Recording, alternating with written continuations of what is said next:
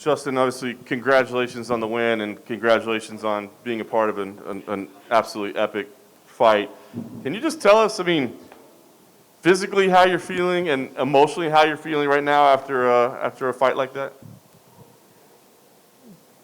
I feel like nothing's changed. I love being in there. When it's over, it's back to normal life for me. I'm sore. My elbow's sore from blocking the kicks. My finger hurts from punching his tooth. But, man, I don't look that bad, huh? For fighting Tony Ferguson. He didn't hit me with one elbow. I was great tonight. That's all I can say. You really did have a phenomenal performance. I'm curious, I mean, how did the fight play out in reality versus your expectations? I mean, is that how you saw it going, or did it surprise you? I don't go in there with any expectations. I had none. I thought he was going to be faster. I thought he'd be stronger. I thought he'd hit a lot harder. I always tell myself they're better than me. And, it makes me push myself. Like I need to push myself to be the best that I can be, to perform at the best level. Feels damn good. Feels damn good to be recognized as almost the best ever. Or the best, not best ever, but the best in the world at this current time. Feels pretty good, and I can't wait to face the challenge, that is Khabib. A weird environment with no crowd, but in some ways, I don't know, it almost made it like more intense because we could hear every shot, every breath. I mean, we could hear you talking, him yelling at you between rounds, you saying, "God damn, this is fun," I mean, what was it like for you? Did the environment make it any different for you tonight than a normal fight would be? No different. There was nothing different about that.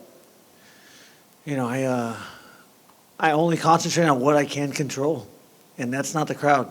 I would have loved if they were there. I couldn't imagine how loud they would have been. It was an amazing fight from what I've seen. But yeah, there's no time to, it's just pure reactions. Pure reactions, working on peripherals. My feet are incredible. I have a great coach, Trevor. We've been working together for 9 years, or probably longer than that. And yeah, man, we're honing my skills. And I'm pretty damn good. At any point in time when you're hitting him as repetitively and as hard as you were and he's not going away, is there any frustration coming in or wonder, like, how am I going to get this guy out of here? No, never. When they stopped it, I was really surprised.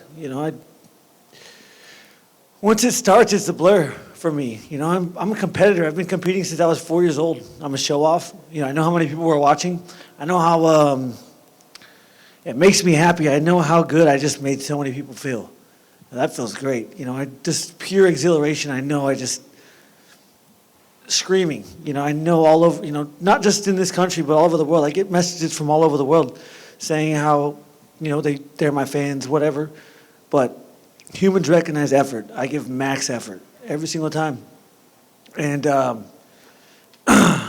it feels good to share this feeling with as many people as I know I just did. At first, you threw down the belt, said, "Hey, I want the real one," but it is there with you now. But I mean, now can you enjoy it a little bit? I know what you're saying. I mean, you're not the first person to say, "I don't want the interim title, I want the undisputed title." But I mean, it's still a UFC title. Yeah, no, it is good. It feels great. That's the competitor in me. That's the mindset I have to face again the challenge that is Khabib. I can't think of myself as the champion because for one, I'm not. And for two, Khabib's still there. And so, again, I can't become complacent. I have to, it's always the first fight, People think they're infallible. That's what will kill you in this sport. My lights can turn on. I'm human. I have a brain. As soon as you shake it, I will go to sleep. I almost did at the end of the second. But the good thing is I'm fighting humans. And so, I just perform. All right, so last thing for me, Justin. Obviously, you didn't gather scot-free. You got a couple little, dings here and there. But how soon would you like to fight Khabib? When would you like to see this thing happen? I'm not sure. I'm going to enjoy tonight. Go home to Safford, Arizona. Enjoy my family. Enjoy my double bonus. It's 9 and 7. No one's fucking with that.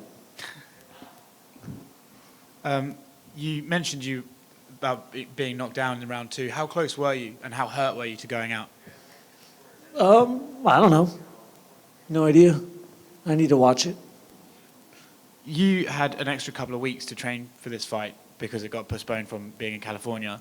Now you are in there and you went nearly the full 5 rounds. How important were those 2 weeks to you, cardio-wise? Yeah, it was an extra 3 weeks, and it was extremely important, not only for my cardiovascular system, but for my mental preparation. I go in there and I go to a special place. Not many people can go to my special place with me, but it takes time to prepare for that mentally. So yeah, it was critical. You mentioned that you thought he'd be a little bit faster. Dana White actually said he thought Tony looked slow tonight as well, and he speculated that maybe that weight cut he did a couple of weeks back could have had something to do with it. Do you put anything into that? No. Okay. There's not a lot of people that haven't stepped in an octagon that should say anything like that.